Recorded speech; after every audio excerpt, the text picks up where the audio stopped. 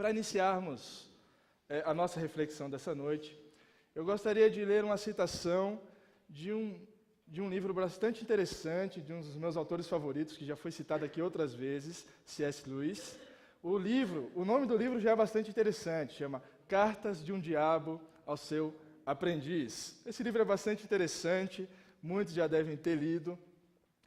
O que é tão interessante e tão peculiar nesse livro é justamente a lógica que Lewis imprime naquele que ele constrói na história desse livro. Imagine os irmãos, rapidamente, que o que Lewis constrói ali é a ideia de um diabo tutor, né, escrevendo cartas, trocando cartas com um diabo aprendiz, que é o seu sobrinho. E a intenção dessas cartas, portanto, é que o diabo tenha sucesso na tentação do homem. E tendo sucesso na tentação do homem, ele consiga afastar esse homem do seu inimigo. Os irmãos já podem entender aqui, na lógica, que o inimigo seria Deus. Portanto, o livro é configurado por um conjunto de cartas trocadas por um diabo sênior, se eu posso dizer assim, para um diabo aprendiz na intenção de afastar o homem de Deus. A citação é a seguinte: nossa meta é afastá-los do eterno e do presente. É bem melhor fazê-los viver no futuro. As necessidades biológicas já fazem com que todas as suas paixões apontem nessa direção, de modo que o pensamento sobre o futuro sempre instiga a esperança e o medo. Eles também desconhecem um fato. Então, ao fazê-los pensar sobre o futuro, nós estamos fazendo com que eles pensem em coisas irreais. Em uma palavra, o futuro é, de todas as coisas, aquele que menos se assemelha à eternidade e à parte mais temporal do tempo, pois o passado está congelado, não flui mais, e o presente está totalmente iluminado. Deste modo, todas as falhas humanas têm suas raízes no futuro. A gratidão tem os seus olhos no passado, o amor no presente, o medo, a avareza, a luxúria e a ambição têm seus olhos no futuro. Esse é um trecho que está lá nas páginas 74 e 75 do livro, se alguém se interessar posteriormente em fazer a leitura. O que Lewis apresenta nessa passagem encaixa muito bem com o sentido do nosso texto, visto que um dos focos do texto que nós vamos meditar essa noite é justamente: não andeis ansiosos, não andeis demasiadamente preocupados, não vos inquieteis. É muito interessante que, se nós formos até o Novo Testamento, pensando a seguinte questão: qual é a proibição que Jesus nos dá com maior frequência do que qualquer outra no Novo Testamento?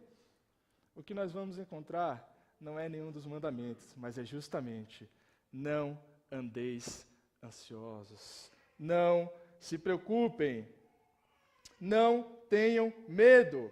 A pergunta é: por quê?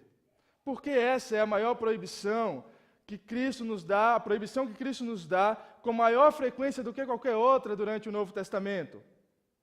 Talvez uma resposta mais simples seja: porque Ele é o Senhor soberano sobre todas as coisas, porque Ele nos criou, porque Ele nos conhece inteiramente, e Ele sabe que cada um de nós, na face da terra, sofremos com medos e ansiedades. Sejam mulheres, obviamente, sejam homens, sejam regenerados, sejam não regenerados, todos sofrem com medos e ansiedades. Obviamente, nem todos têm os mesmos medos e as mesmas ansiedades, mas todos, sem exceção, sofremos com medos e ansiedades. Ele conhece perfeitamente a condição da nossa natureza humana e caída. Essa seria uma resposta satisfatória, mas nós tentaremos, ao longo dessa reflexão, caminhar um pouco mais no sentido do que é não andeis ansiosos. Eu gostaria de convidá-los a, durante essa reflexão e talvez durante a semana que se segue, a se fazer duas perguntas. do que eu tenho medo? O que tem me dado medo? Ou talvez, o que tem me preocupado? O que tem me deixado inquieto? O que tem consumido a minha mente? O texto que utilizaremos para esse fim se encontra então em Mateus 6, 24 a 34. Eu peço que os irmãos acompanhem então a leitura do texto que se segue. Ninguém pode servir a dois senhores, porque ou odiará um e amará o outro, ou se dedicará a um e desprezará o outro. Não podeis servir a Deus e às riquezas. Por isso vos digo, não fiqueis ansiosos quanto à vossa vida, com o que comereis ou quanto ao que bebereis, nem quanto ao vosso corpo, com o que vestireis. Não é a vida mais que o alimento e o corpo mais do que o vestuário? Olhai para as aves dos céus, que não semeiam, não colhem, nem ajuntam em celeiros, mas vosso Pai Celestial as alimenta. Acaso não tem muito mais valor do que elas? Qual de vós, por mais ansioso que esteja, pode acrescentar sequer 1 hora à duração da sua vida? E por que andais ansiosos? Quanto ao que vestir, olhai como os lírios do campo crescem. Eles não trabalham, nem tecem, mas eu vos digo que nem Salomão, em toda a sua glória, se vestiu como um deles. Se Deus veste assim a planta do campo, que hoje existe e amanhã é jogada no forno, quanto mais a vós, homens de pequena fé. Portanto, não vos inquieteis, dizendo, que comeremos? Ou, o que beberemos? Com que nos vestiremos? Pois os gentios é que procuram todas essas coisas. Mas vosso Pai Celestial sabe que precisais de tudo isso.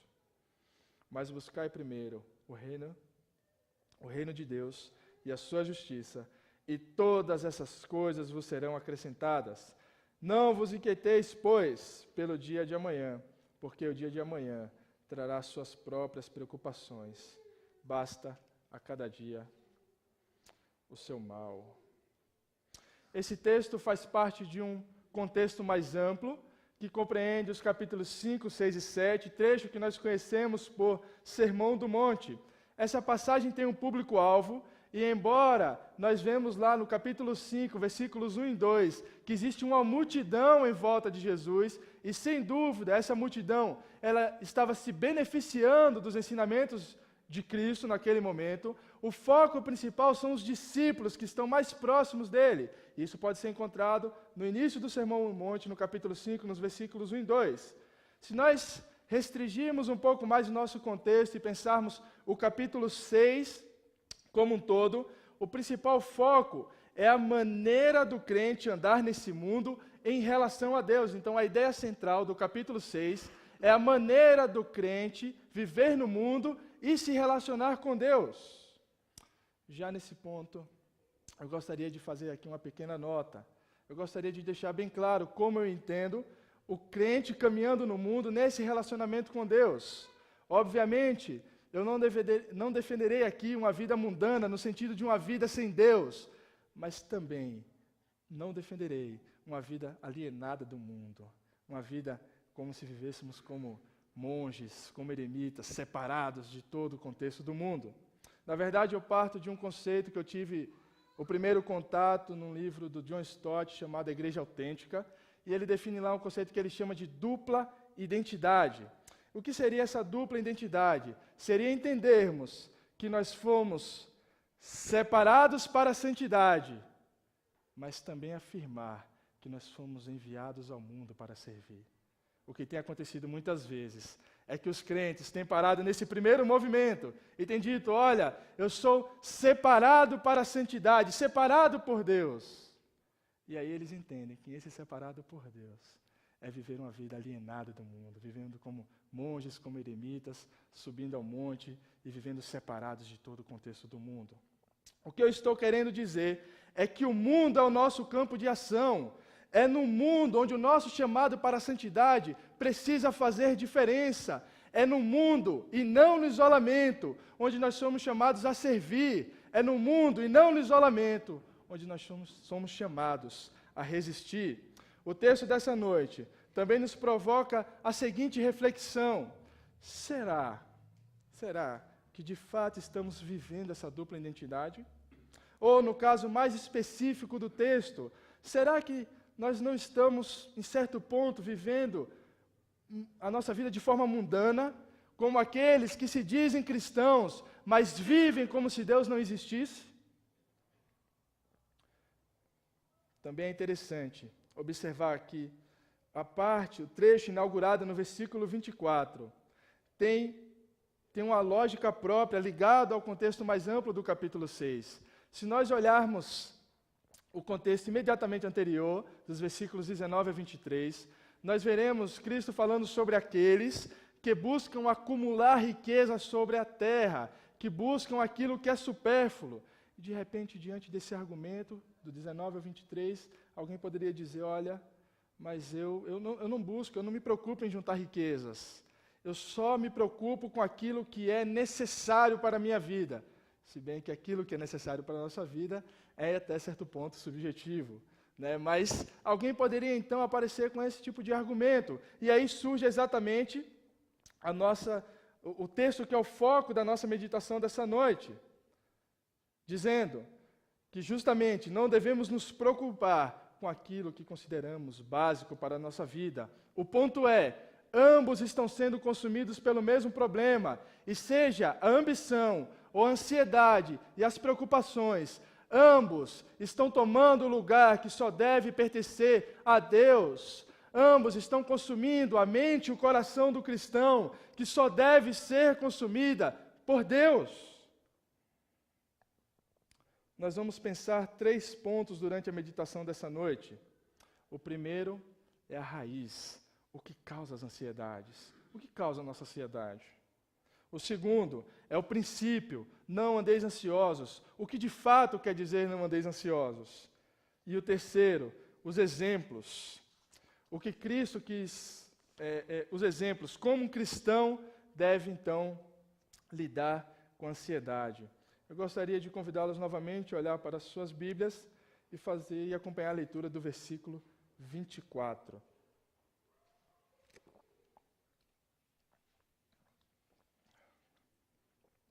Ninguém pode servir a 2 senhores, porque odiará um e amará o outro, ou se dedicará a um e desprezará o outro. Não podeis servir a Deus e às riquezas. É bastante interessante a posição desse texto, no meio de 2 secções que falam sobre o amor pela riqueza, o amor às riquezas. Ele está imediatamente no meio, entre os versículos 19 a 23 e 25 a 34. O texto é bem claro: não podemos, não existe a condição, não existe capacidade de servirmos a 2 senhores. A pergunta é, por quê? O texto também deixa bem claro: odiará um e amará o outro, ou servirá um e desprezará o outro. Imaginem aqui que a ideia não é mostrar Deus e as riquezas como 2 empregadores no sentido daqueles que pagam salário, porque talvez alguém pudesse ter 2 empregos, talvez aqui alguém tenha 2 empregos, 3 empregos. A ideia aqui é mostrar Deus e as riquezas como senhores de escravos. Por que senhores de escravos? Porque a prerrogativa do senhor de escravo é ter a servidão total daquele que o serve. A prerrogativa do senhor de escravos não é que ele pode ter 2 senhores de escravo, mas ele precisa ser totalmente fiel, completamente, integralmente fiel, integralmente a serviço daquele a quem ele serve. A ideia é, ou Deus é servido com total devoção, ou ele não é servido de forma alguma.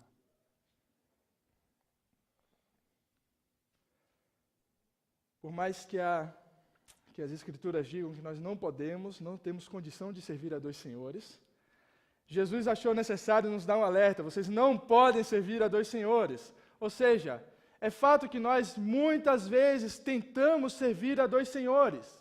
E o que essa busca por servir a 2 senhores evidencia? O que a busca do nosso coração de servir a 2 senhores nos mostra? Primeiro, a busca, a escolha, a tentativa de viver para dois senhores evidencia o nosso desejo de usar a Deus. Como assim usar Deus? De fato, nós não queremos ter Deus como um fim último para todas as coisas, mas simplesmente queremos ter Deus como um Papai Noel. Né? Para que serve o Papai Noel? Para nos trazer presentes. Ou seja, nós não queremos ter Deus como um fim para todas as coisas, mas nós queremos ter Ele como um meio para chegarmos exatamente àquilo que queremos, que não é o conhecimento de Deus.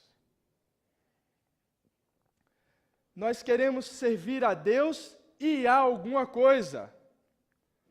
Não simplesmente servir a Deus através de. Ou seja, nós queremos servir a Deus e a igreja, a Deus e a família, a Deus e as riquezas, a Deus e a alguma coisa. Quando nós deveríamos servir a Deus através da família, através da igreja, através do ministério, através de qualquer coisa. Quer comais, quer bebais, quer façais qualquer coisa, façam isso para a glória de Deus. A tentativa de viver para dois senhores evidencia, além do nosso desejo de usar Deus, o nosso desejo de ser Deus. Evidencia o nosso desejo de ter controle sobre as coisas.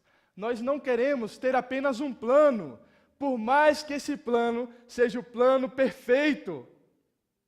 Nós queremos ter o plano B, C, D, porque nós precisamos ter controle sobre as coisas, nós queremos ser Deus. No final das contas, não importa se por Deus, pelas riquezas ou por qualquer outra coisa, o que importa é que as coisas deem certo, para mim, obviamente. Além de um desejo de usar Deus, o desejo de ser Deus, a nossa tentativa de servir a dois senhores evidencia um coração idólatra, um coração que acredita que pode encontrar redenção em outro Senhor. E aí nós temos um grande problema. Não existe redenção fora de Deus. De fato, nem mesmo existem dois senhores. Existe o Senhor soberano sobre tudo e sobre todos. E qualquer coisa que ocupar o seu lugar é um impostor ou simplesmente um usurpador. Não existem dois senhores. Portanto, a nossa tentativa de servir a dois senhores, ela está fadada ao absoluto fracasso, porque não existem dois senhores. Existe apenas um Senhor soberano. E as coisas que nós colocamos como usurpadoras do lugar de Deus, que nada pode nos oferecer de real, a não ser que sirvamos Deus através delas. Portanto, a primeira coisa que causa ansiedade, a primeira raiz da ansiedade é um coração dividido, um coração que busca servir a dois senhores. Gostaria que os irmãos olhassem agora para o versículo 33. Mas buscai primeiro o reino de Deus e a sua justiça, e todas essas coisas vos serão acrescentadas. Todo o argumento que temos desenvolvido, ele ganha corpo quando observamos esse versículo 33 e chegamos a um dos pontos fortes, a um dos pontos centrais da passagem. Vemos que além de Cristo dizer que nós não podemos servir a dois senhores, ele nos diz que nós devemos buscar primeiro o reino de Deus e a sua justiça. Cristo aqui nos exorta a uma busca repleta de sentido. Não existe busca com sentido fora da busca pelo reino de Deus. Toda busca sem sentido gera ansiedade em nossos corações. Quando buscamos qualquer coisa que não seja Deus, essa busca não tem sentido. Mas então, o que quer dizer buscar o reino de Deus?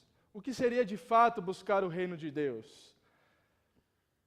Buscar o reino de Deus não é simplesmente não buscar riquezas ou não buscar as coisas temporais, mas é a busca pelo próprio Deus como um sentido último para tudo o que fizermos.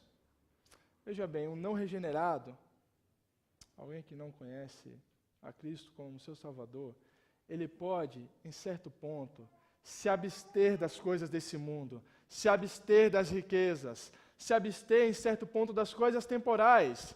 Mas mesmo o sucesso nessa empreitada, em se abster das coisas temporais, não tem nenhum sentido se, além disso, ele não buscar primeiro o reino de Deus. Sem a busca do reino de Deus, toda a busca é sem sentido, toda a busca é vazia.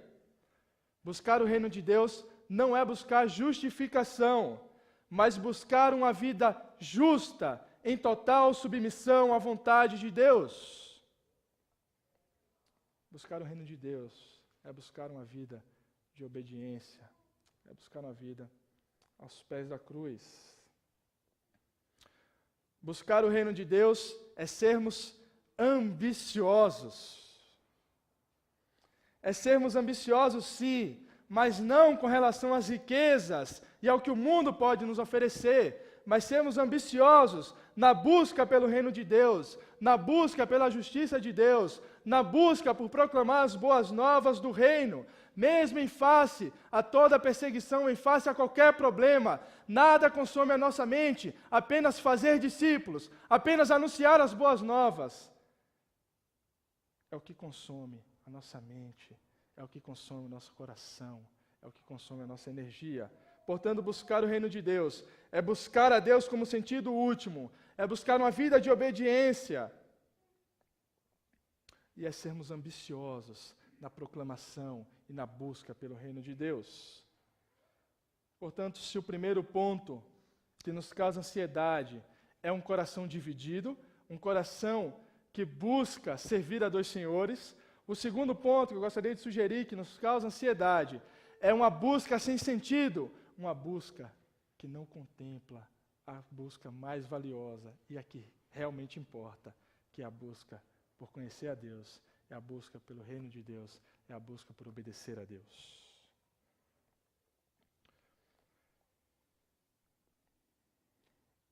Gostaria que os irmãos retornassem até o versículo 25.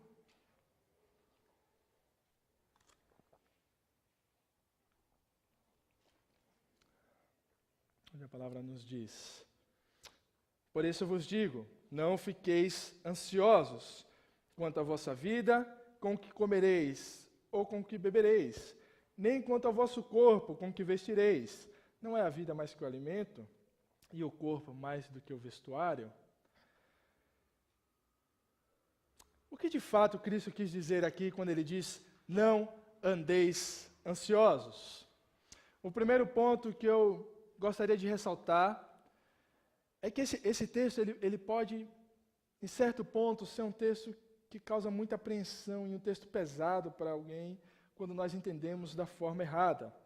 Principalmente se o que fica em nossa mente, a associação que fizermos, for associação com Filipenses 4, de 6 a 7, que diz, não andeis ansiosos por coisa alguma. Isso acontece porque nós tendemos a entender a palavra ansiedade como portadora de um sentido único, uniforme, ela tendo apenas um sentido, uma explicação. Mas isso não é verdade. Existem diferentes significados para a palavra ansiedade, como também existem diferentes tipos de ansiedade. Portanto, o sentido de não andeis ansiosos não é o sentido de uma expectativa, não é o sentido de uma antecipação do prazer. Veja bem, eu tenho um exemplo para esse caso que ele é bastante engraçado. A minha esposa, por que os irmãos estão rindo? Por que eu falei minha esposa? Minha esposa, ela faz uma torta de limão deliciosa. Portanto, se os irmãos quiserem me auxiliar, quando os irmãos forem me visitar, os irmãos podem dizer para ela, olha, eu amo torta de limão. Se os irmãos puderem fazer isso por mim, eu serei realmente muito grato. A torta de limão ela é muito boa. Só que tem um problema com essa torta de limão. Ela só faz no Natal. É só no Natal. Portanto, eu fico na ansiedade, eu falo, rapaz, eu não vejo a hora de comer essa torta de limão. Eu não vejo a hora. E ela faz, amor, mas é tão fácil. Mas é tão fácil, só faz no Natal. Não tem jeito, só faz no Natal. Só faz uma vez no ano. É tão fácil, mas se fosse difícil. Mas eu fico naquela expectativa, naquela ansiedade, na antecipação do prazer de degustar aquela deliciosa torta de limão. Portanto, a ansiedade que Cristo e Paulo falam não é expectativa, não é antecipação do prazer que nos diz, eu não vejo a hora de comer a torta de limão, eu não vejo a hora do Natal chegar, eu não vejo a hora das férias chegarem, né? Para muitos aqui também é o caso. Ou ainda, é a expectativa que nos faz dizer, eu não vejo a hora de Cristo voltar.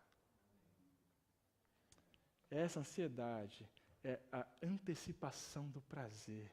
Isso é bom, isso faz parte da vida cristã. A antecipação do prazer não é com relação a essa ansiedade, não é com relação a esse tipo de ansiedade que Jesus e também Paulo, na carta aos Filipenses, estão falando. Outra coisa que também não é não andar ansiosos, não é não tomar providências. Não andar ansiosos não é simplesmente sentar e falar, olha, eu vou sentar porque Deus vai fazer cair um maná do céu, a torta de limão vai cair do céu. Não vai, irmãos, não vai. Você precisa trabalhar, você precisa comprar o leite condensado, você precisa comprar o limão Tahiti, né? Limão Tahiti. Você precisa comprar os ingredientes para que então você possa desfrutar. Portanto, o sentido não é não tome providências. Jesus não disse não tome providências com relação ao amanhã. Ou ele também não disse não façam nenhum tipo de planejamento para o dia de amanhã. O que ele nos disse foi não tenham medo. Não fiquem ansiosos. Não estejam preocupados. Isso tem muito mais relação com a nossa atitude espiritual diante das perspectivas para o futuro. O que Cristo está dizendo é algo como, olha, vocês devem fazer o que deve ser feito e depois descansem, porque o futuro não depende de vocês. Façam o que deve ser feito e descansem. Jesus está aqui tratando de algo específico. Jesus está falando a respeito tanto de ansiedades específicas, como de um tipo específico de ansiedade.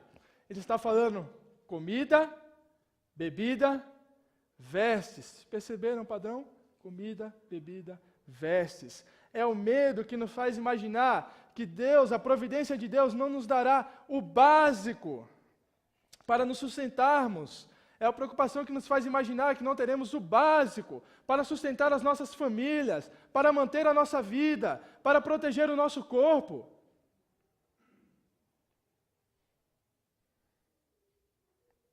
Se nós olharmos o capítulo 6 como um todo, perceberemos que o plano de fundo dessa preocupação com essas coisas que parecem básicas, na verdade, não é uma preocupação exatamente com as necessidades básicas, mas o que está por trás de tudo isso é o mundanismo, é a crença ou a descrença, é a crença de que Deus não está cuidando de nós. É a dúvida, dizendo, olha, eu não sei se Deus está cuidando de mim. Por isso nós ficamos preocupados. Nós vivemos as nossas vidas, em muitos momentos, como se Deus não existisse. Nós vimos o que não é, vimos que é algo específico, mas o que de fato Cristo quer dizer quando ele diz não andar ansiosos. Eu gostaria que os irmãos olhassem lá para os versículos 31 e 32, onde ele diz, portanto não vos inquieteis dizendo, que comeremos, que beberemos, com que nos vestiremos? Pois os gentios é que procuram, se esforçam para obter todas essas coisas. Mas vosso Pai Celestial sabe que precisais de tudo isso. Andar ansiosos não andar ansiosos, é viver como filhos e não viver como gentios. É viver como filhos, não viver como pagãos. Mas aí temos mais uma pergunta a responder, obviamente. O que seria viver como filhos e não como pagãos? Primeiro, eu gostaria de sugerir que viver como filhos é não andar preocupado com as coisas materiais. O ponto é, se Deus nos concede as maiores bênçãos, vida, corpo, não nos concederá meios para manter essa vida, para proteger esse corpo?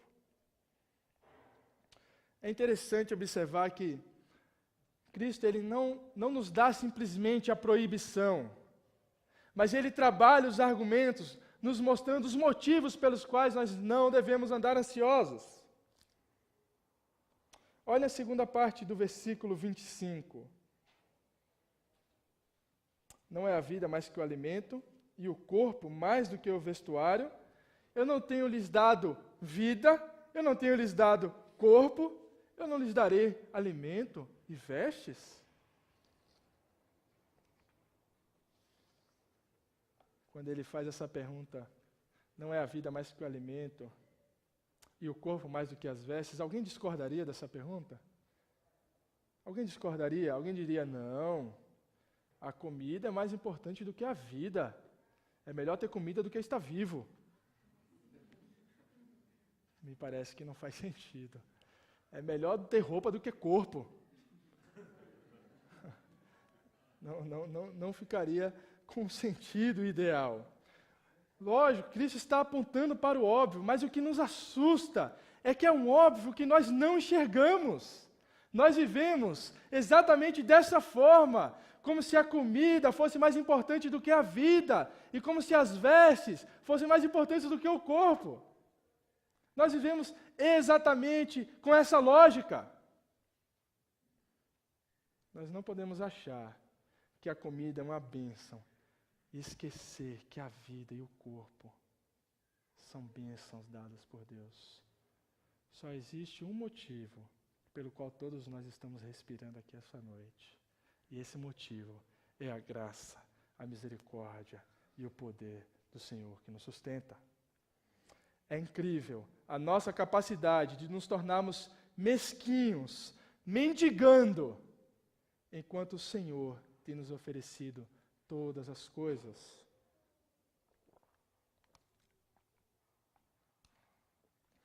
Portanto, não andarmos ansiosos, é não andar preocupado com as coisas. Não andar ansiosos também seria não andarmos preocupados com o futuro, não andarmos preocupados com o tempo.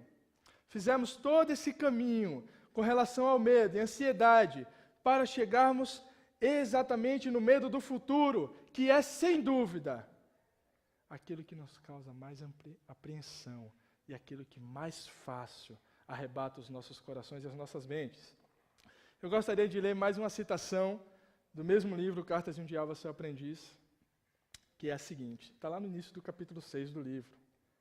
Queremos que ele fique, o homem, que ele fique num estado de máxima incerteza, pois assim os seus pensamentos serão tomados por imagens contraditórias do futuro, e cada uma delas deverá despertar-lhes esperança ou medo, nada mais eficaz do que o suspense e a ansiedade para proteger a mente de um ser humano contra o inimigo. Ou seja, nada mais eficaz do que o suspense e a ansiedade para proteger a mente do ser humano contra Deus. Os que se preocupam com o futuro, os que se preocupam com o que irá acontecer, são os pagãos, porque os pagãos são os que vivem como se Deus não existisse. E aquele que vive como se Deus não existisse, vive sem esperança. E quem vive sem esperança, vive ansioso, porque toda a sua busca está fadada ao fracasso, ele não irá encontrar redenção em nenhum lugar fora do reino de Deus. Nossas ansiedades precisam ser suprimidas na cruz. Nossas ansiedades precisam ser suprimidas na ressurreição de Cristo. Nossas ansiedades precisam ser suprimidas na esperança, mas não a esperança como uma ilusão, mas é uma esperança que vive, é uma esperança que vive, que está viva, é uma esperança que ressuscitou dos mortos. Portanto, quando Cristo fala a respeito da ansiedade, não é com relação à expectativa, mas com relação ao medo. Muitas vezes um medo tão grande que nos paralisa, tomando conta da nossa mente, do nosso coração, das nossas energias. A palavra diz, vosso Pai sabe que precisais dessas coisas. A filiação aqui é ressaltada. Quão insano é sermos filhos e vivermos como gentios. Quão insano é sermos filhos e vivemos como pagãos. Sermos filhos e vivemos como se o nosso Pai não existisse.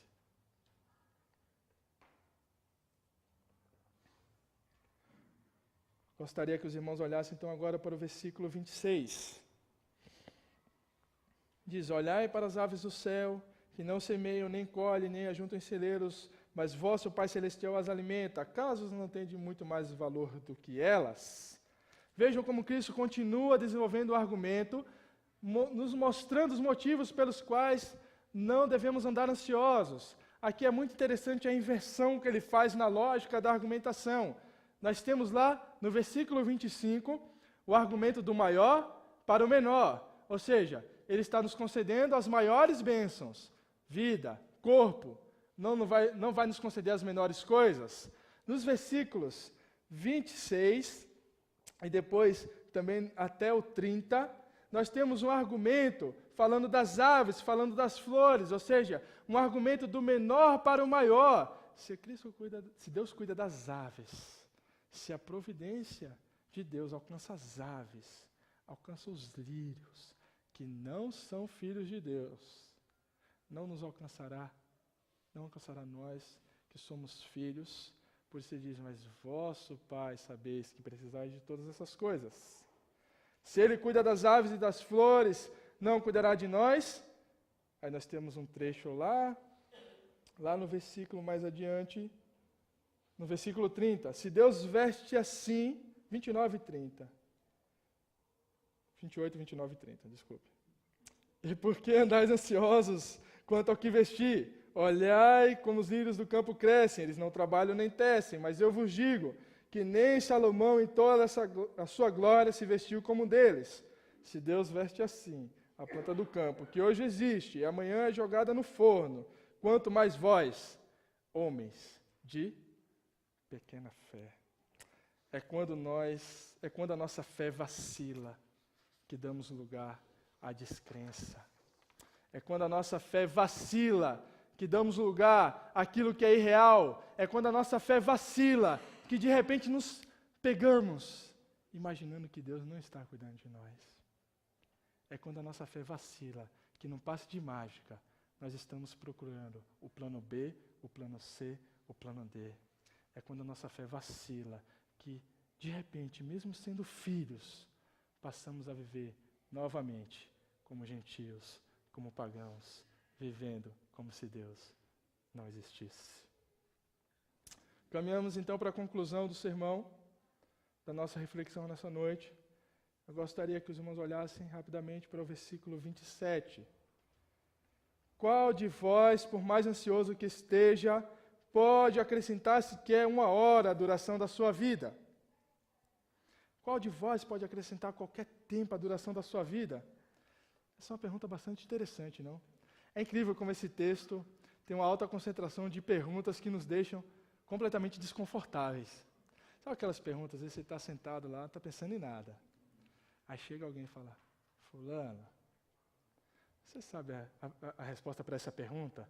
Aí você vai responder e fala, acho melhor não responder não, isso é pegadinha. É pegadinha. É incrível como esse texto está repleto desse tipo de pergunta que nos deixam desconfortáveis para responder, por mais que pareçam óbvias, nos deixam desconfortáveis. E essa é mais uma daquelas perguntas. Quem pode acrescentar qualquer tempo ao curso da sua vida? A questão aqui é que não importa o quanto nós nos preocupemos, não importa o quanto nós façamos planos, não importa o quanto estejamos ansiosos, aquilo que realmente importa não está em nossas mãos.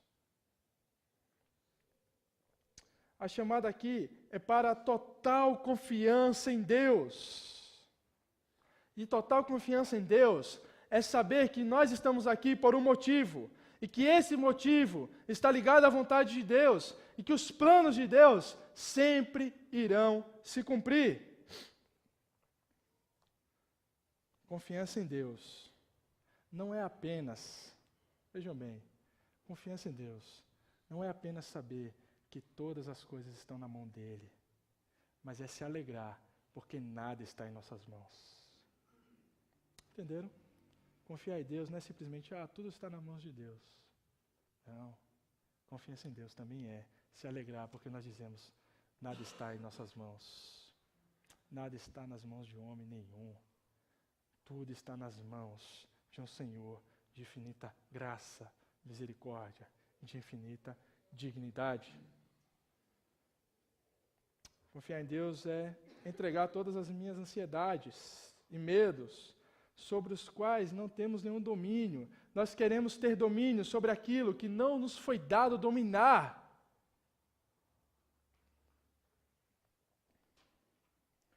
Versículo 34, para encerrarmos.